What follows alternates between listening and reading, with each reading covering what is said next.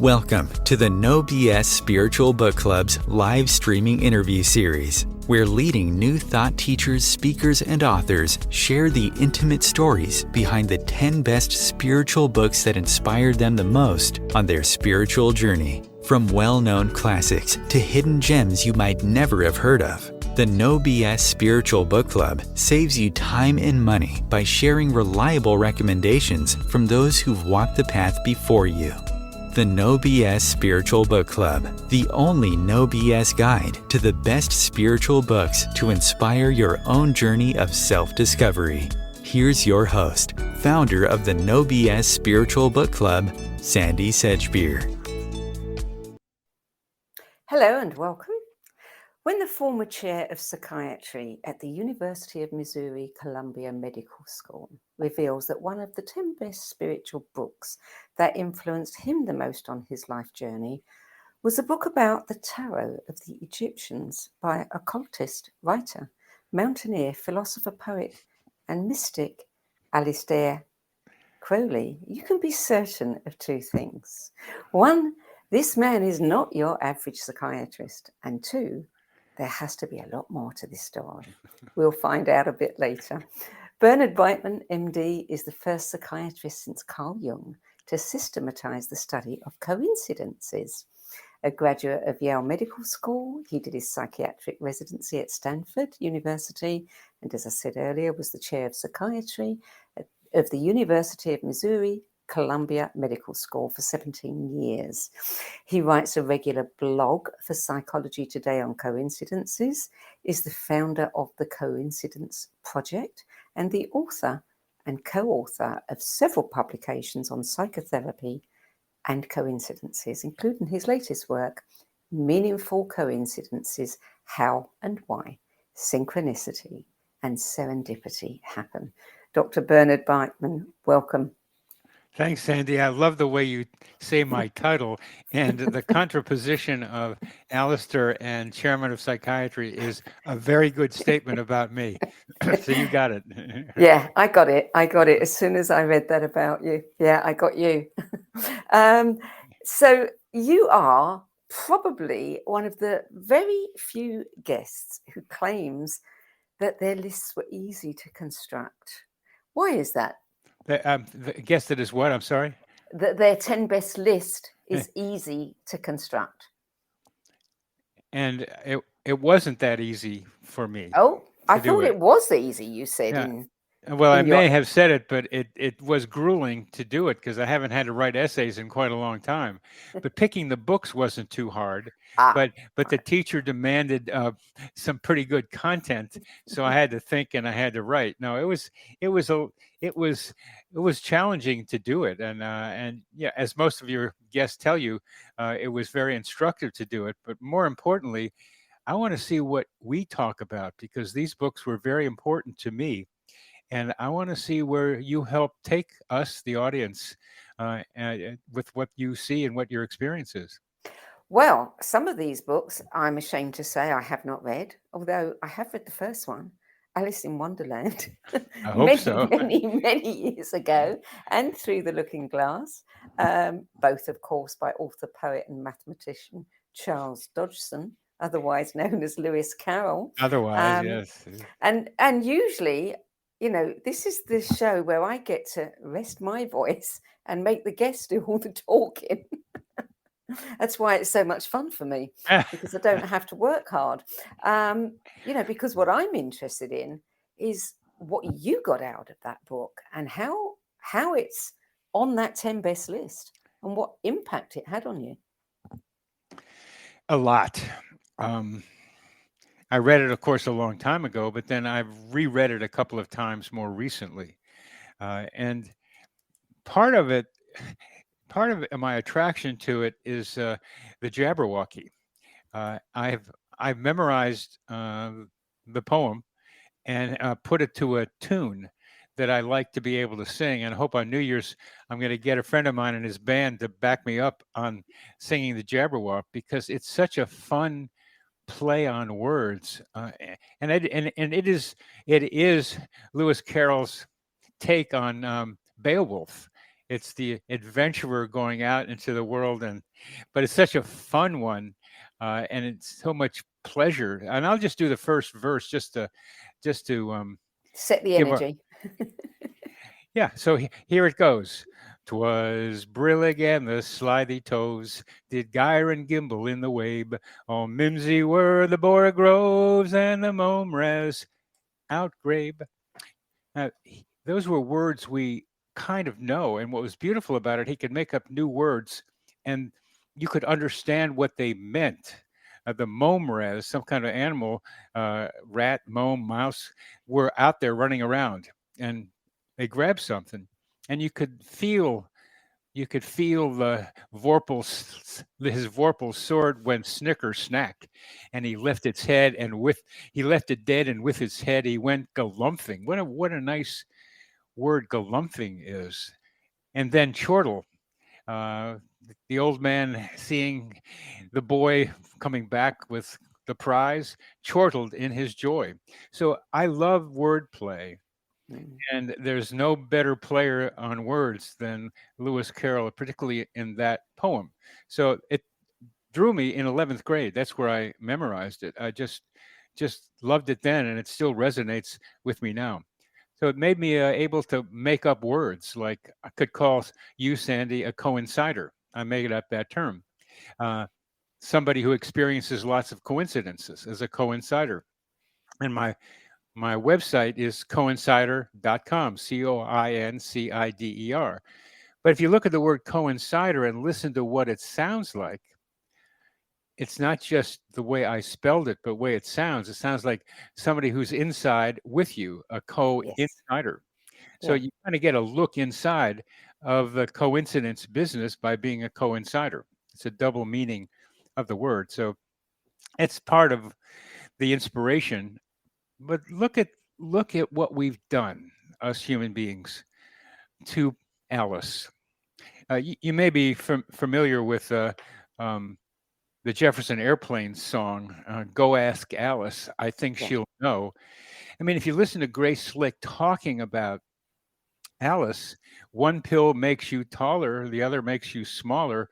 You got into taking drugs very early.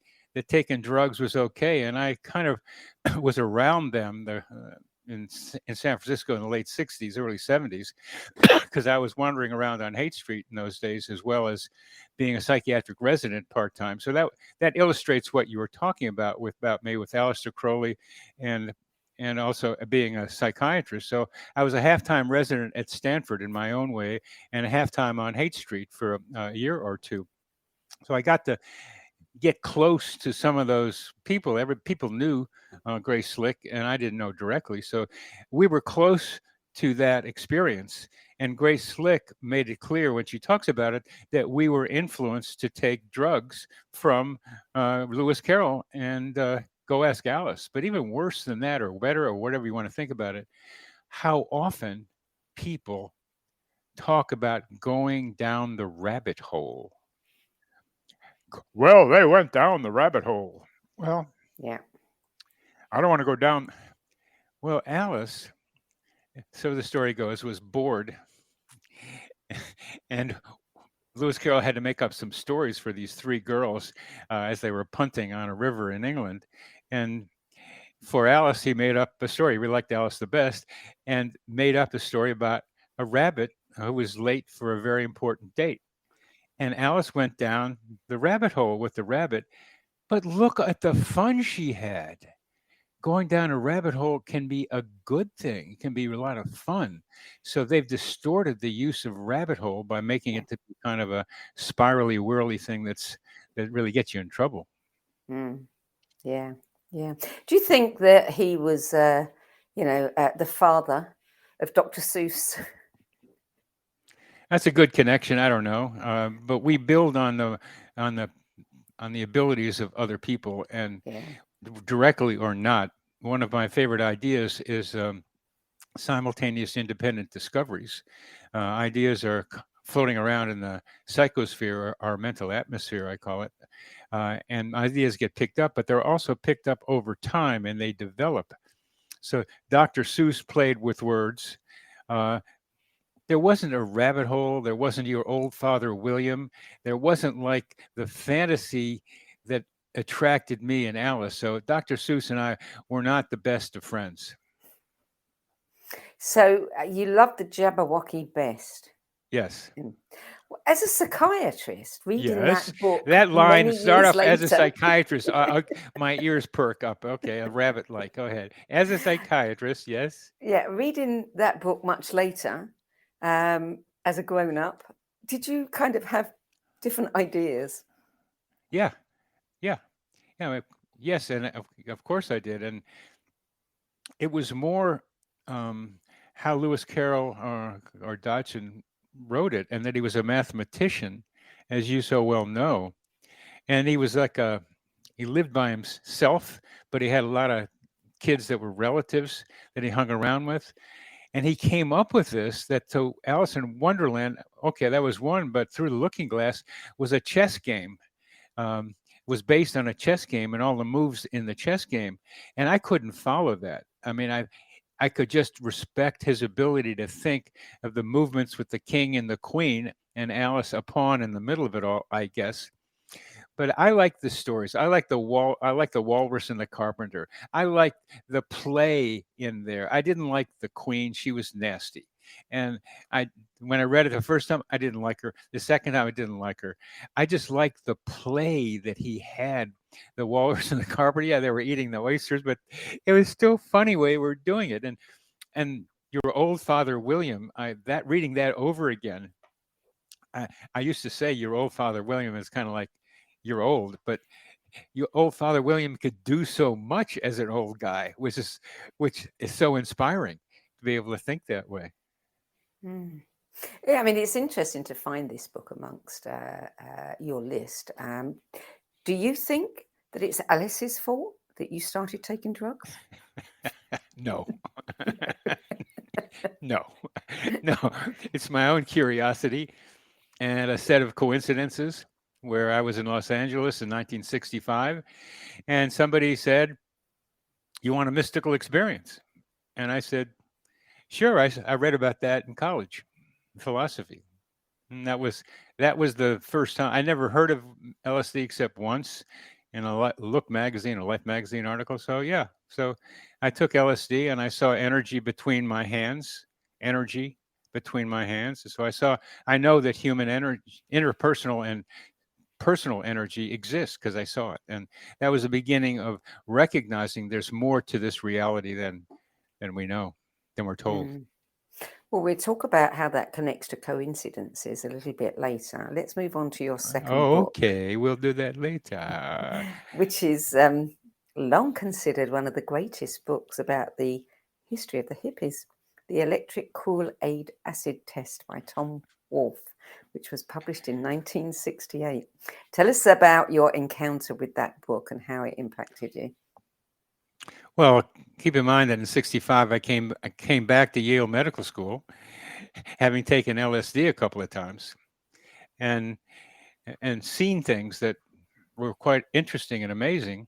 So I went to a guy on the faculty who was new, and told him that I had these experiences, and he connects me up with somebody in Boston at Harvard, where he had come from, named Walter Pankey, who did the first controlled study with psilocybin and mystical experience in the Good Friday experiment in 1961. So I walk into Pankey's office after my second year summer at Yale, and walk into his office at Harvard Mental Health Center, and I tell him I took some LSD in LA, and he says, "You're the first one." And by that, he meant the first medical student who showed up in his office with this kind of experience. So I needed to write a thesis for Yale. So I did it on expectation and experience with using data he and his group had collected. So expectation does influence experience, as you might know, and I just needed to put some data about that, which I did. So that was a second experience with psychedelics, and somehow I heard about Tom Wolfe writing articles in the New York Herald Tribune about what was going on in San Francisco. They formed the basis of the electric Kool-Aid acid test. But I would walk over during my third year over, I guess it was then, over to the Yale Library and read the New York Herald Tribune, the next issue of his articles about what was going on in San Francisco. So I thought, okay, well, I want to know what's going on there because I want to go there. I want to see what's happening.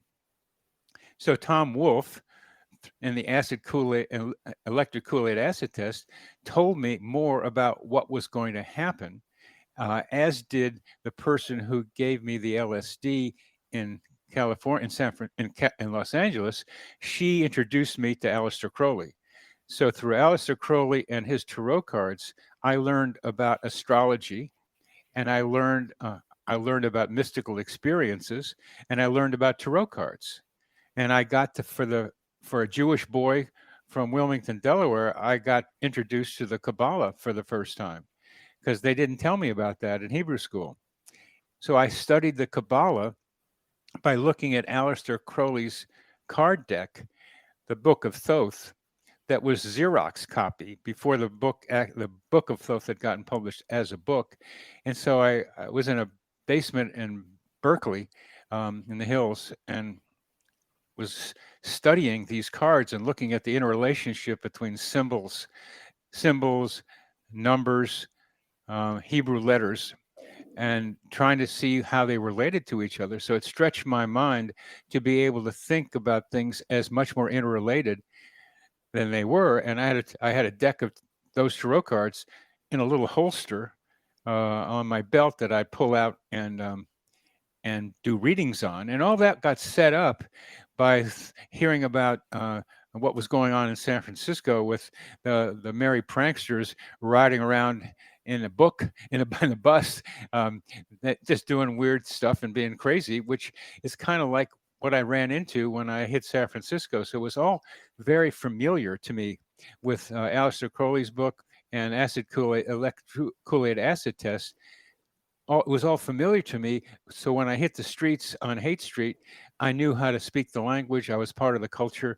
I could understand what they were searching for, what they were doing, what they were experiencing. So did you participate frequently? Did I what? Participate frequently. Participate in anything in particular? Are you referring to LSD? LSD. I took LSD maybe 20 times. And the last time was kind of boring. It so much depends on where you are. What I learned, though, was to be able to use marijuana as a way of understanding and expanding my understanding of reality, because that's what the LSD did. And having taken LSD before I smoked marijuana made my first marijuana experience more psychedelic than it might have been. And it still is. It's a way of expanding my feel for how reality works, which I am very, very curious about. And that's more like the way I'm doing things, not with psychedelics now so much. So how does, I'm going to digress a little here, how does your experiences, how do those experiences inform your work as a psychiatrist? Well, they informed my work on coincidences, because on Haight Street, I think there was a sign, I'm pretty sure there was a sign that said synchronicity spoken here. There were so many coincidences happening on Haight Street that I had in the frame of mind that it was back then. I had this, in the phraseology, I had to stop myself from being blown out by all these coincidences. There were so many of them. So that informed my coincidence experience. But as a psychiatrist, all this stuff also fed into my understanding of psychotherapy. As you mentioned, I've written a couple of books on psychotherapy that have gotten some national psychiatric awards. So I've learned a lot about psychotherapy. And I think those experiences on Haight Street in San Francisco really helped me do what I did, which was to not be in any school of psychotherapy, cognitive therapy, psychodynamic therapy, Gestalt therapy, existential psychotherapy. My drive with all this is to get to the underlying nature of reality. I want to know what's going on around here. So when I got to be able to have a mindset that allowed me to do that kind of investigation, I went to what's the fundamental thing in cognitive therapy, psychodynamic therapy. The fundamental thing is the noun psychotherapy. So I said, what's psychotherapy? Psychotherapy is a process that can be divided into stages over time. So the book was based on the 4 stages of psychotherapy and some substages. That was enabled me to get beyond the illusion of all these different schools and get to what was fundamental to all of them. Okay. I'm sure we'll continue this thread. Well, let's come back to it. Let's continue the thread in a different way, and then we'll go back and see where you want to go.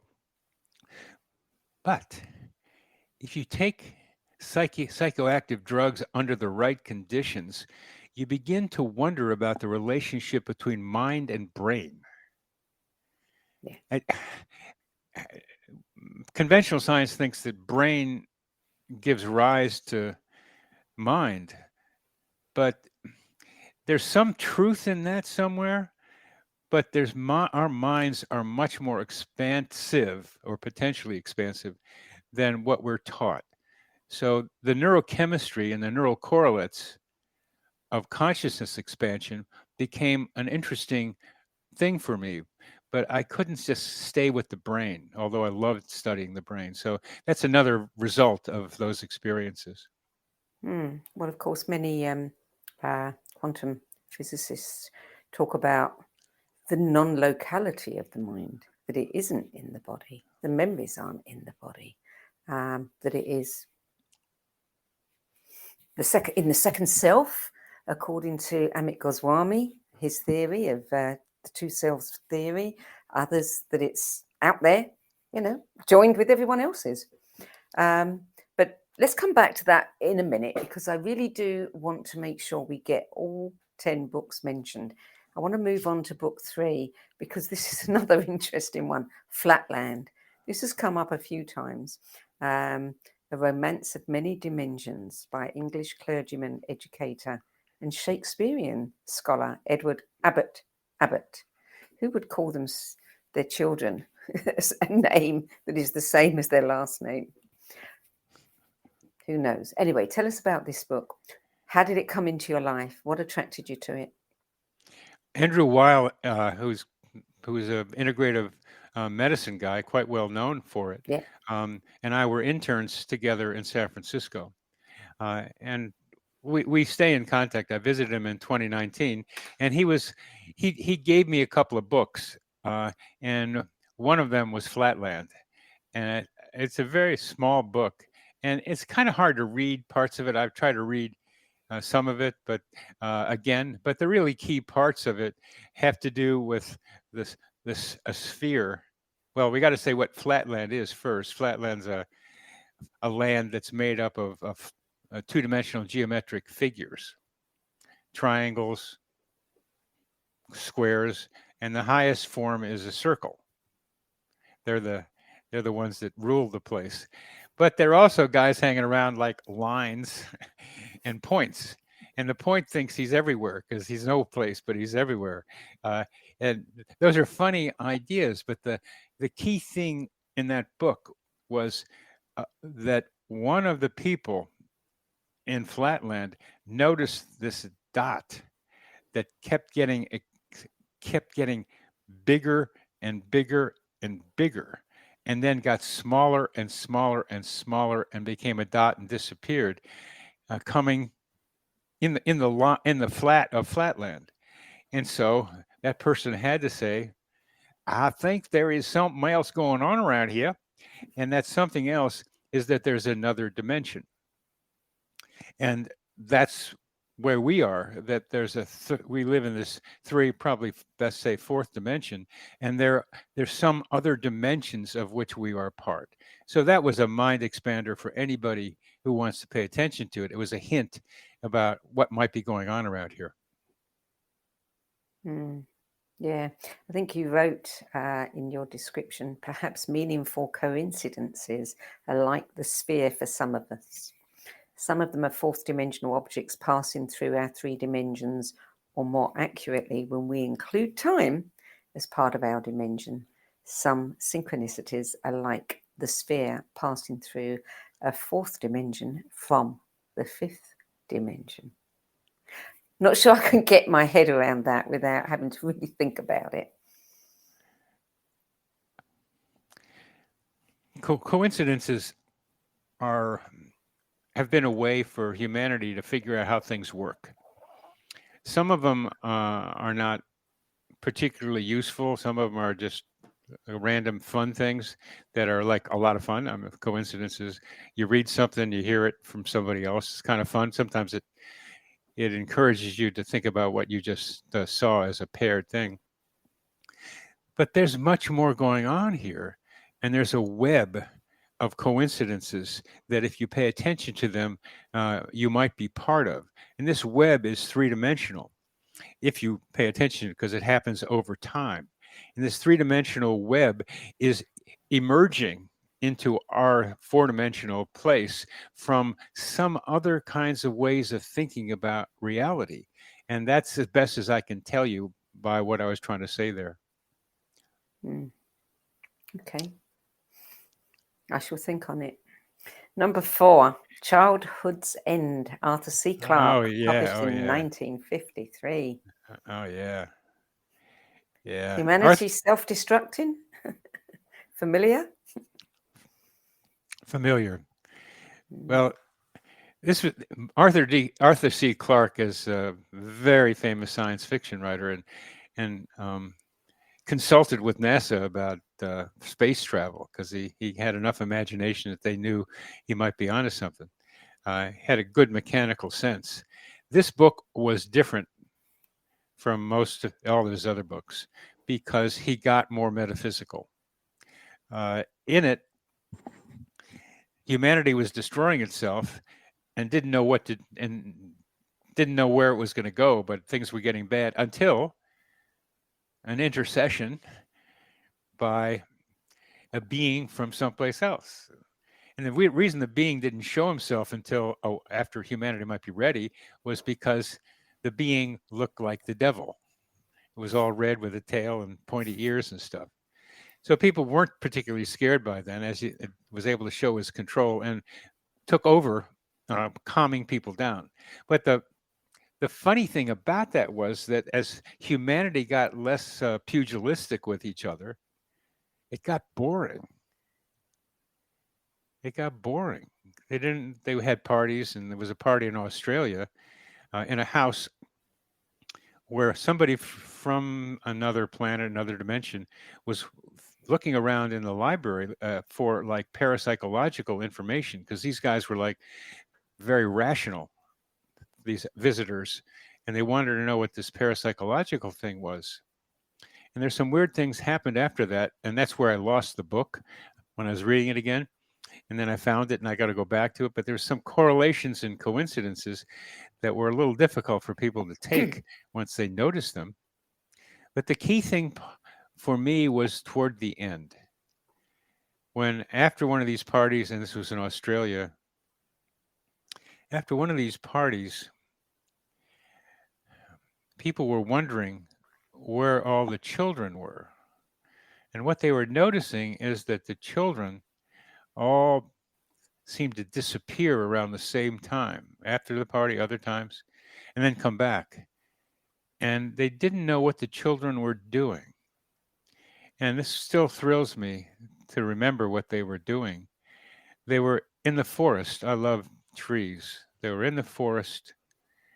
They were communicating with each other telepathically more and more, because we need to be able to recognize our telepathic capacities. Words are so limited, and I'd rather have pictures and words, and the words can supplement the visual images we can send to other people. It's a lot easier to communicate in the pictures, and it's going on in the internet, obviously, and social media, more visual. And I think that's setting us up to become more telepathically visual with each other. Yeah. You're nodding. Oh, how come you're nodding there? I totally agree with that. Mm-hmm. Yeah, that's what I think. It's one of the good things about the internet. It's getting us ready. Getting us ready. And I think technology has been doing that all along. There's a techno mimicry thing where the technology mimics our potential. And sometimes the technology then can reflect back to the potential that we have yet to realize. Yeah. Okay, well, I'm glad you know that. That's because I hope more people do, because then we can harness technology, because we got a big bad bogeyman with our technology too, and they have to, it has to be harnessed in a positive way, and it's one of the things that I'm trying to be able to figure out how to be able to do.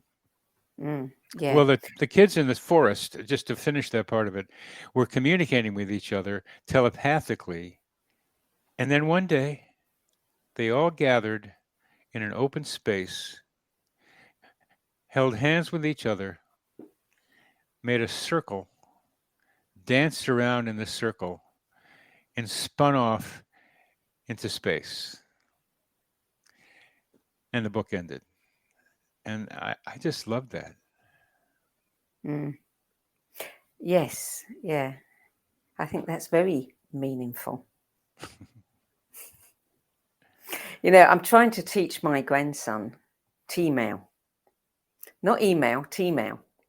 Telepathy mail. Good. So when we walk the dog and the dog is picking up his P-mail, we're practicing T-mail with one another. And how do we do it? Yeah. I ask him, I tell him that I'm thinking of a color, and he's got to tune in, or I'm thinking of a shape, or, start off with small things. And every time we get a hit completely spontaneously, when we're not on a walk, I always remind him, that's your power of T-mail. And we'll all be developing it soon. And I'll be so happy, because then all of the, junk email hopefully will disappear, and we'll have our filters up and just get what we need to get. I think you're missing something. We're still going to have junk thoughts too, or junk images. Well, yes. But we've got to learn. Yes, we have to learn to manage what goes on in what appears to be in our minds. Yes, and is that my thought, or is that somebody else's? Got to learn discernment. Wonderful word, discernment. Yeah. Yep. Yeah. Okay, so we've really kind of touched on book 5, which is the Book of Thoth by Aleister Crowley. Is there anything else you want to say about that before we go to a break? It's been one of the most educational books that I've ever had. And I had copies of it when it first came out, and I lost the stuff I'd underlined with which I saw it. And then it's just, it's hard to read. I'm really glad I did the visuals first and the symbols first. So I got a feel for the cards. When you have to read about it, you don't get it. You have to experience these cards. You have to be in there with them and see what they have in them, because there's much more than the words he's written in them.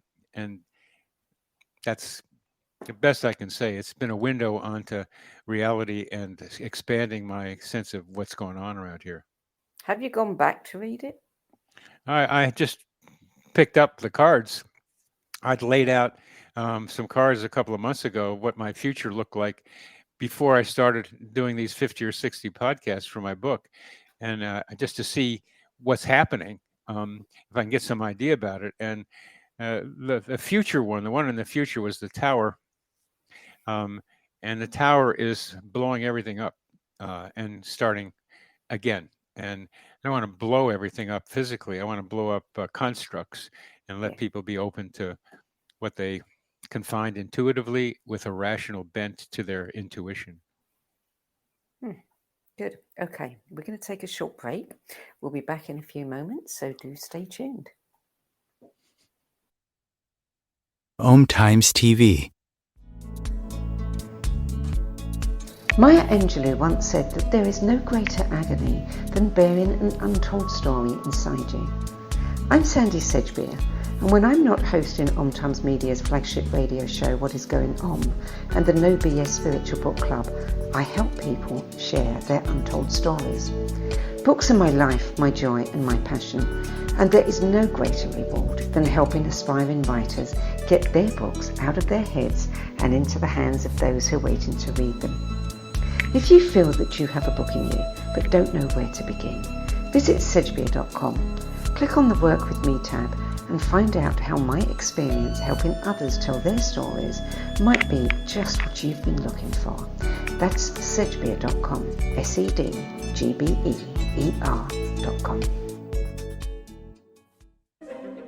Imagine becoming a super influencer. Reinvent yourself, invest in your brand, and then manifest your success with a robust spheric approach. OMTimes Media and Broadcasting offers a unique and multifaceted way to become the spiritual and conscious influencer you deserve to be by putting your message across our powerful platform with its proven record of integrity and excellence. Through our produced shows, OMTimes offers the opportunity to become a social media TV personality, a radio show host, an OMTimes magazine columnist, and a syndicated podcaster, all in one shot. By live streaming your show on OMTimes TV and broadcasting it across the extensive OMTimes radio and TV networks, you become more than a host. You become an ambassador and a force for positive change. OMTimes. Open yourself to the possibilities. There are 16 million children struggling with hunger in America. That's 1 in 5 daughters, sons, neighbors, and classmates who don't know where their next meal is coming from. Yet billions of pounds of good food go to waste every year. It's time we do something about it. Feeding America is a nationwide network of food banks that helps provide meals to millions of kids and families in need. Visit feedingamerica.org to help them feed even more. Together, we can solve hunger. Together, we're feeding America.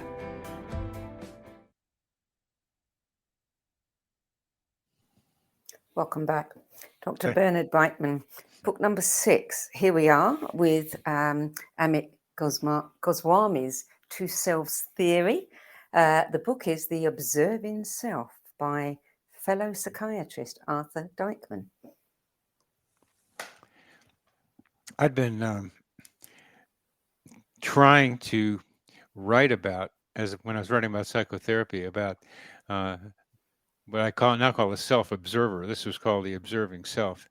And I hadn't been able to find anybody who'd written about it directly. Psychoanalysts called it observing ego, but they didn't study it. They didn't write about it that much. It's like, it's just watching, but they don't pay attention to it too much.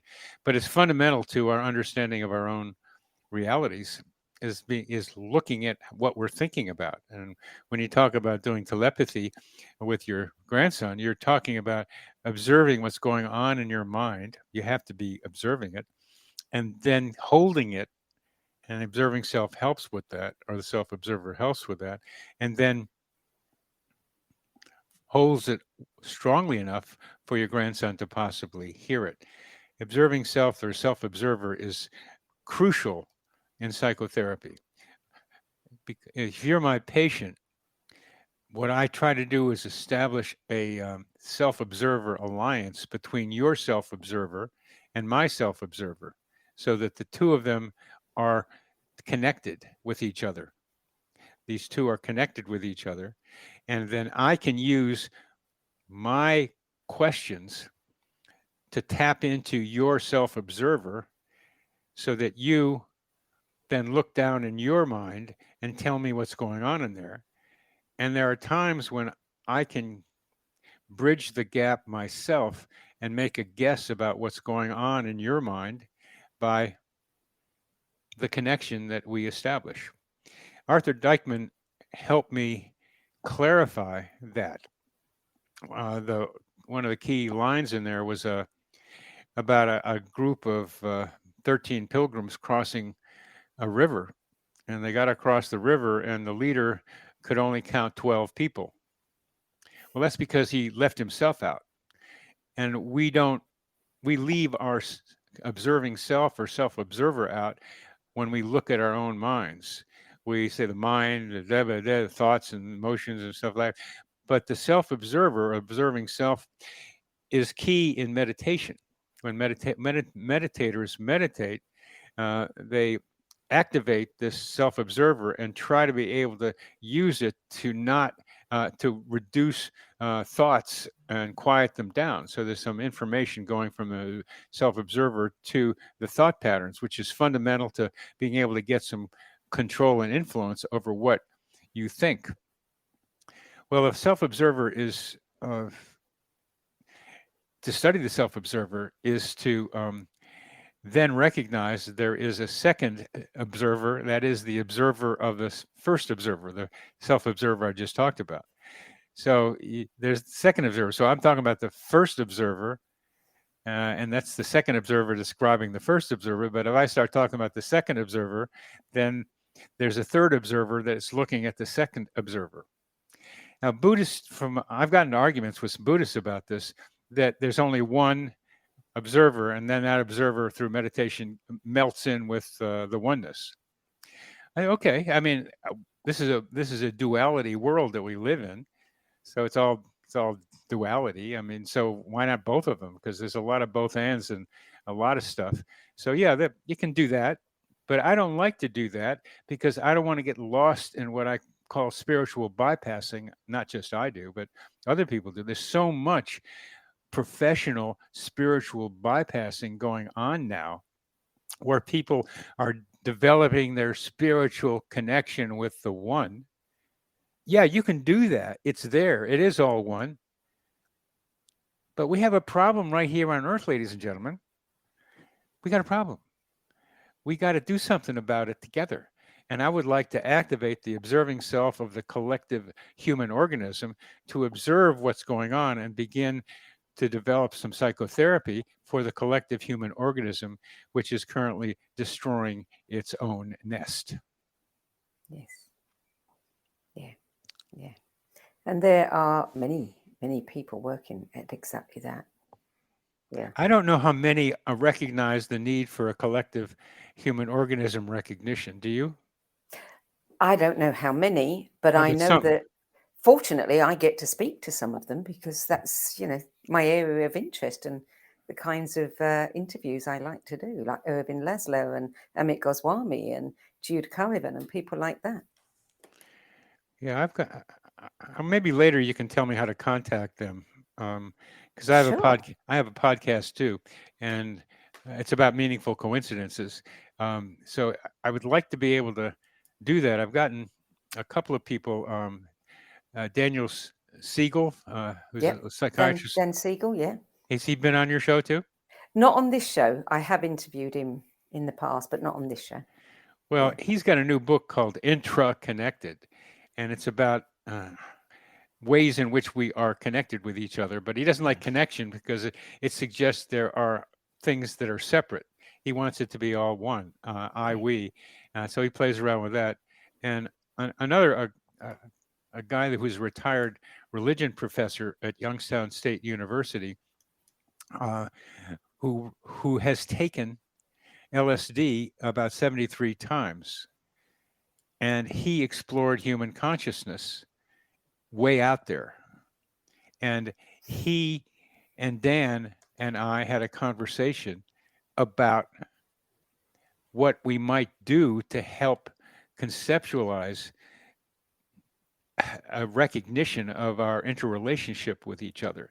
And I want to get more people doing that, that are trying to do that. Laszlo is obviously one very strong component of this movement, so that we can get people together who are trying to understand visually, and getting back to that, and emotionally, what we need to construct as a human species to be able to survive on this planet, because we can have a lot of fun here. We don't have to keep killing animals.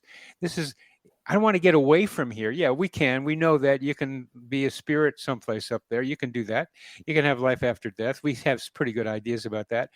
But it's right here where the fun is. Yes. Yeah.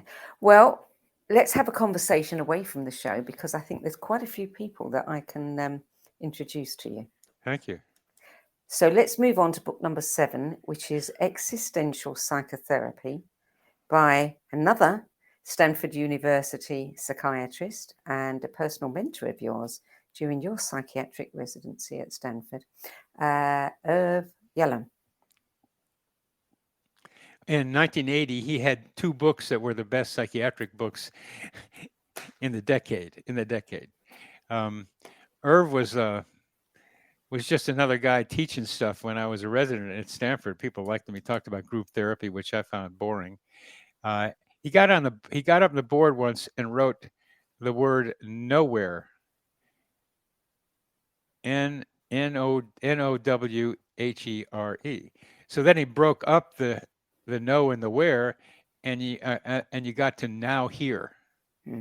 So he was illustrating what a kind of universal thing that so many things contain their opposite. So now here and nowhere are quite related to each other, and that stuck with me. He was existential enough so that he brought the person who wrote Man's Search for Meaning into Stanford. And he came to one of our talks, and he was a nice Jewish old man who had a few things to say. But his book, Man's Search for Meaning, is like one of the most popular books still about Viktor Frankl. About existence. Yes. A concentration camp man who survived, and thinking, feeling, knowing, being in touch with something more helped Viktor Frankl survive. And thinking about his wife and wanting to get back together with her was a big driver for him. But he came. So Irv was pretty famous in the existential world, enough to have Viktor Frankl show up. But then he wrote this book, Existential Psychotherapy. And one of the things about Irv and his psychotherapy is that he encouraged us to be ourselves with our patients. Unlike psychoanalytic being behind a screen and kind of, oh, well, maybe that's your mother that we are talking about here. No, maybe it's you we're talking about here, and you and me. And maybe if you get an existential meeting with another person, that's therapeutic. That helps. And it not only helps the patient, it helps the therapist.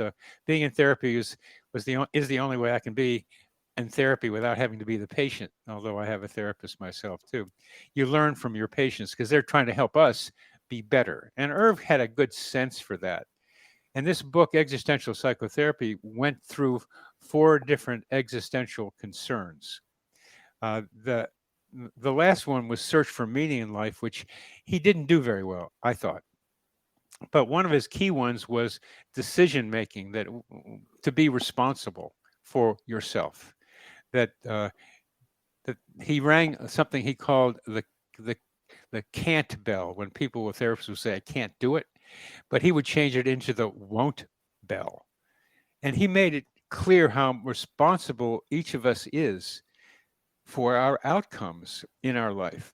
And part of the trouble with a lot of synchronicity and spiritual bypass people is they say it's God, it's universe, and they don't recognize their own responsibility in that.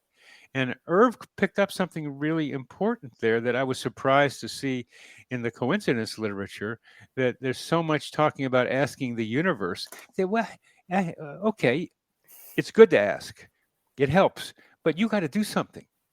Like The Secret was like, lie there and think about $1,000 bill and you'll get it. No, you've got to do something about it. So it's engagement in the world, where you as a being have something to do with what happens, was a major, major thing that Irv showed me. He wrote the preface for my first psychotherapy book, and he's just a wonderful guy, and I kind of keep in directly contact with him.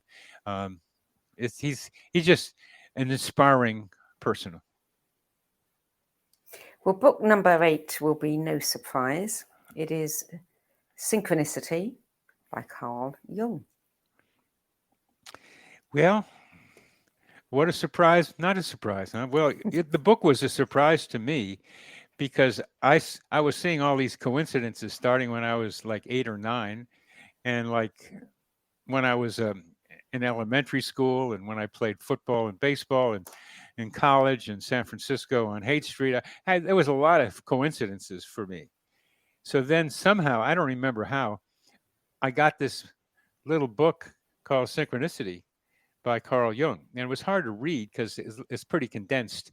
And Jung was afraid of what people would think about him by writing such craziness, but he was into this idea for quite a long time. So I picked up on a critical Jungian idea. It was there before.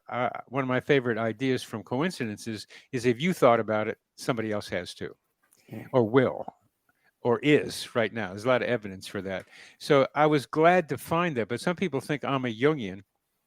I'm not a Jungian. I'm not anything but myself. And I don't try to have other people be Beitmanian, which might be the case sometimes. Might get a little wild sometimes. I want you to be yourself, because each of us is so unique in the way we understand our reality and the way we experience it.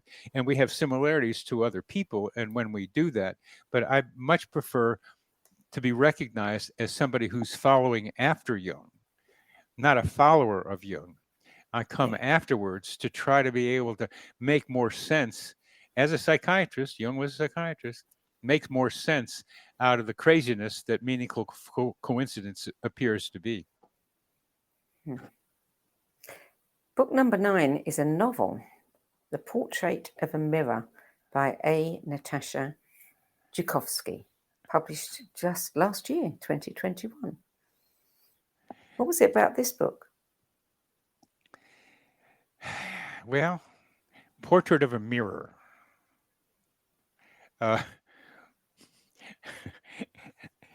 It's all about narcissism. Hot topic. And it's so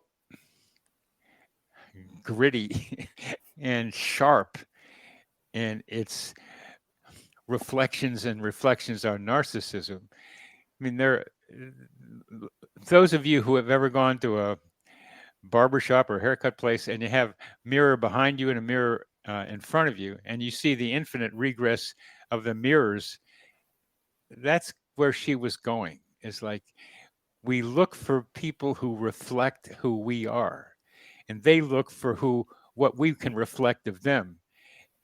She starts pretty much with the famous portrait of Narcissist, looking into the pool and admiring himself. Now, the trouble for our hero here was that if he left the pool, he left his beloved. So he was stuck having to be in a total continuing admiration for himself, but he didn't know it. Now, as Natasha shows us, we can walk around with a mirror of ourselves taking selfies, and we can look at ourselves all the time. And she has a 2-year-old son, or had when his son was 2 years old. He just loved looking at his pictures of himself. I love myself, or something, is what he was talking about. The inherent need to see a reflection of ourselves is fundamental to human identity, much more than we think, and so popular now, as you're talking about. Narcissism is endemic. And we see that with the ex-president of the United States most clearly in Donald Trump. But it's true of all those politicians, or most of them, is that they want to be adored. They want to see their adoration. They want to see themselves mirrored with adoring looks in the minds of those around them. And Natasha told the story of the upper 1% in New York City, in Manhattan, people working at that big banks in like Goldman Sachs, and making huge amounts of money, and only trying to be a reflection of themselves out there and see themselves reflected in what was out there. So she's such a good writer. And I read the book and got it by a little accident, and looked her up, and she said on her website, she responds to all emails. So I responded to her, and it was so much fun talking with her, because almost like Lewis Carroll in a different way, she loved playing with words. And I like playing with words with her. And she was on my podcast, and we had a really good time doing all that. So I got to be able to meet the author, as well as enjoy, again, a second reading of that book.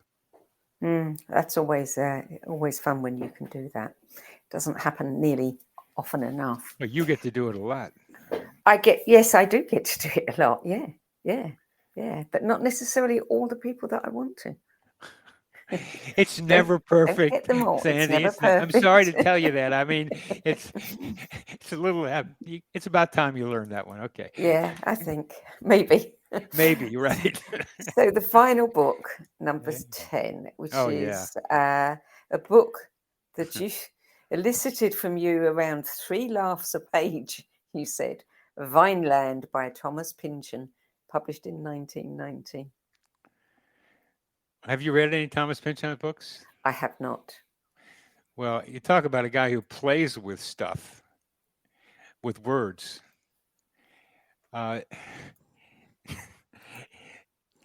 He plays with words and TV coming into the lives of the people involved, and he loves weird people. And there's a lot of weird people in this, because I like weird people too. What drew me to it was it started with in 1980 in a fake town called Vineland, which was in a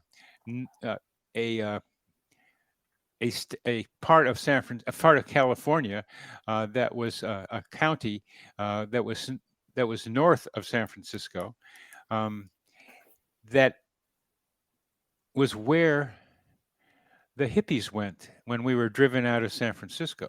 And we were driven out by meth freaks who are, like we like to say, chewing on telephone poles, and heroin addicts that were trying to murder people. It got to be really difficult being in the city. It got ugly. I ended up getting out by coincidentally finding some guys to play rugby with, and moved out of the hippie thing into the San Francisco dope lawyer experience, and playing rugby for a bunch of years with this rugby team from San Francisco called the Bay Area Touring Side. So that was some more adventures for me. But I wondered what happened to my hippie colleagues in San Francisco who all went north.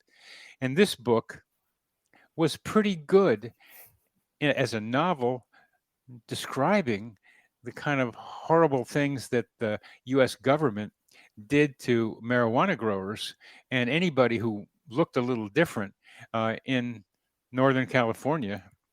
It was really vicious what happened, but that's the basic line, and people get with it. But there was so many reminders of the old days in San Francisco and the ways we were thinking about things that I just loved being part of that group again by reading this. And one of the things that was funny was he would make up names like there was a band called the Paranoids, which I hadn't heard of.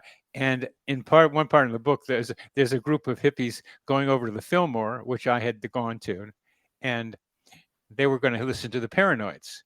Well, I went to the Fillmore in San Francisco before there was a Fillmore East, and on LSD with some friends of mine, and hopefully some of our audience has heard of the Grateful Dead. They were a local band in San Francisco, and I went to see them a couple of times just as a local band. And they were playing at the Fillmore one day, and on acid, I walked in, and it almost like the same thing when I go into dance here in Charlottesville. You walk in, and there's a bunch of people dancing, and to Jerry Garcia and the Grateful Dead. And I look up, and there's a spotlight on Jerry Garcia. And I look, and it's on his hand.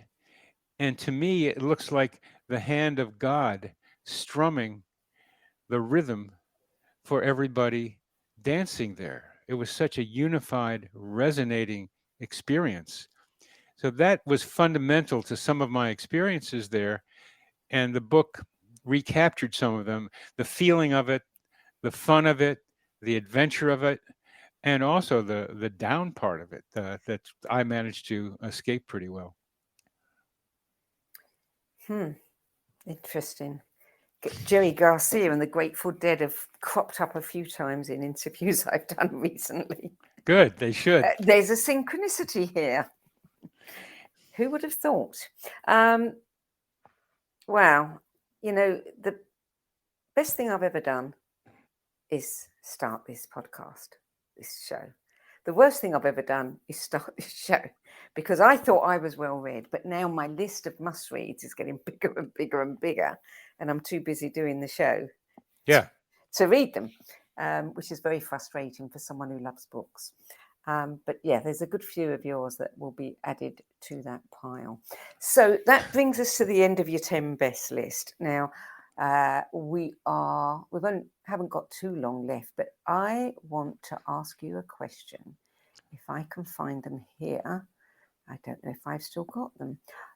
We ask all of our contributors to give us some keywords about themselves.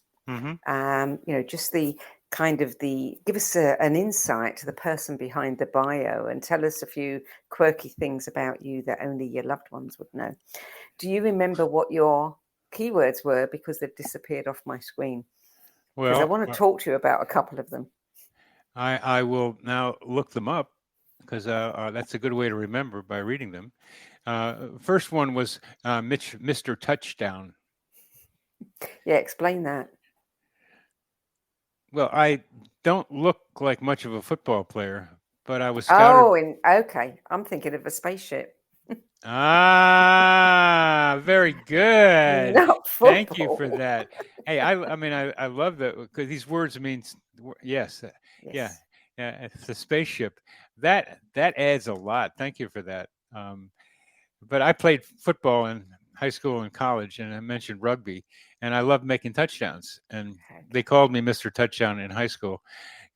So it's part of my identity. Okay, another slight digression here, because you love words, and of course one of the key tenets of NLP is that the only meaning a communication has is the interpretation that the other person puts on it. So there you are with touchdown, Mr. Touchdown, and I'm interpreting that completely according to, me, my experience, my thoughts, nothing to do with the reality. Well, it's both of us, but we can get into a discussion about linguistics and meaning, and that I think we could wind that around for a lot. But I think it's a very important point you're making. Yeah. Anyway, what's the next one? What's the next keyword? Hippie elder. Okay. All right. I think we understand that one. Move along. Yes. Romantic dancer. I'll take so that romance. Means slow dancing? That means it can be fast too. I mean, it's started from high school. That was romantic slow dancing, but some dance you can really go fast, and also there's a nice vibe between the two people. Dance has taught me more and more in depth about energy among and between people, and I like the romantic feeling that sometimes happens just on the dance floor and not play anyplace else. That it happens there, and it's like what stays in Las Vegas, what happens in Las Vegas stays in Las Vegas. What happens on the dance floor usually stays on the dance floor. It's just it's a nice energetic up to be able to do that with some people. Yeah, it's being in flow with someone, isn't it? It's that quantum entanglement. Yeah. Well, if you bring up quantum again, I'm going to get into like an argument with you about it. So let's not do that. We can have an argument another time. Let's not do that one. So next keyword. Tree communicator. There's 3 trees in the forest near me with whom I have had a 10-year relationship, and I hope to go there again this Saturday. It'll be cold, but I want to get there, and I walk up and find my place among them, and we connect, and it feels so good being with them. It's something like at dance, and we communicate with each other, and it's something I want to encourage other people to recognize that they can do. That the trees have, not all of them, some of them, I don't know which ones, but these do have the ability to be what we might call conscious and communicate telepathically with us. And these trees tend to like me to sing to them. So I stand there and sing to them. They have particular songs that they like. And how do you know that I know they like those songs? That's another story. But let's say I've tested that out a bunch of times, and we're having a conversation. Mm.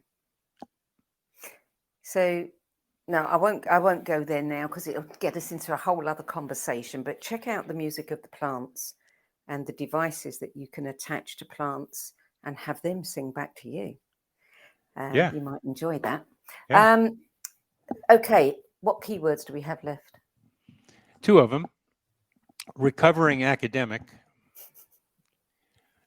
which means I'm a recovering academic, which means I've been in school since I was like 5, and I've been out of school now for like 10 years.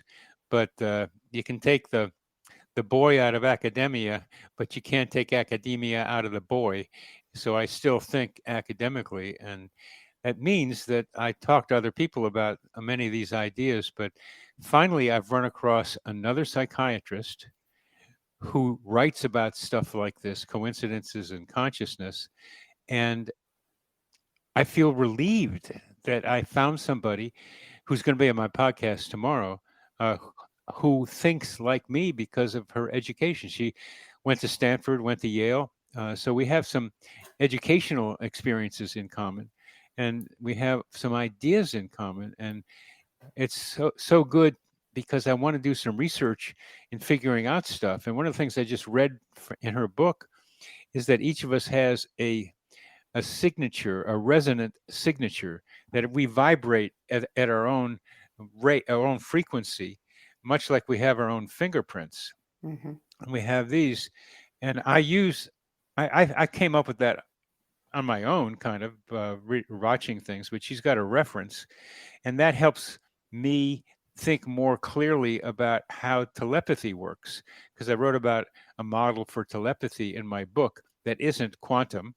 It's a lot more down to earth, because quantum for me gets to a kind of mysticism that I can't understand. It's just a placeholder, I think, for ideas and information that we can get in a more basic scientific way. But that's just my opinion of it. And I'm trying to do that with this idea of psychosphere, our mental atmosphere. Isn't every title description a placeholder? Yes. Yeah. Okay, so what's the last keyword? Please allow me to introduce myself. I'm a man of stealth and fate. I've been around a long, long year, changing the course of history. Pleased to meet you, Sandie. I'm Dr. Coincidence. Dr. Coincidence is the last one. Yeah, and we know why. And so very quickly, before we close, tell us a little bit about the Coincidence Project, what you might be looking for that maybe our viewers could participate in. Oh, yeah. The Coincidence Project website is going to get going just in a week or so, or less than that. And and you can just put thecoincidenceproject.net into your web browser, and you can find us. And that website will encourage you to come to the Coincidence Cafe, where we encourage each other to tell each other coincidence stories, because one of the key visions of a coincidence story is to encourage people to tell each other coincidence stories. So the cafe is set up on Zoom to be able to do that. Meets on Saturdays from 11 to 12:30 Eastern time.